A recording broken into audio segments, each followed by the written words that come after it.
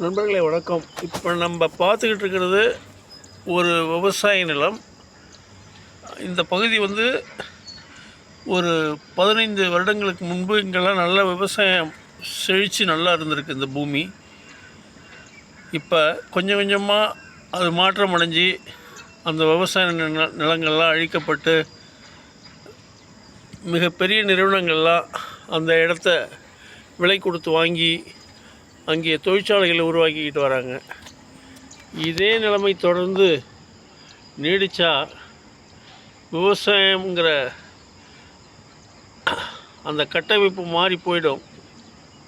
அடுத்த தலைமுறைகளுக்கு விவசாயம்னா என்னென்னு தெரிய வைக்க வேண்டிய ஒரு சூழ்நிலைக்கு நாம் தள்ளப்படுவோம்.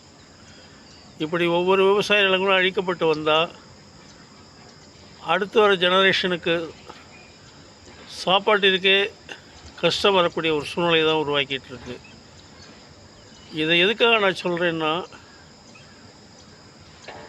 விவசாயத்தை நம்ம வளர்க்கணும், இயற்கைகளை நாம் வளர்க்கணும், இயற்கைகளை நாம் நேசிக்கணும். அப்பொழுது தான் இயற்கைகளும் நம்மை நேசிக்கும். தவறினால் நமக்கு அவைகள் விபரீதமான முடிவைத்தான் தரும் என்பதை நாம் பல கட்டங்களில் பார்த்து வருகின்றோம். நன்றி நண்பர்களே.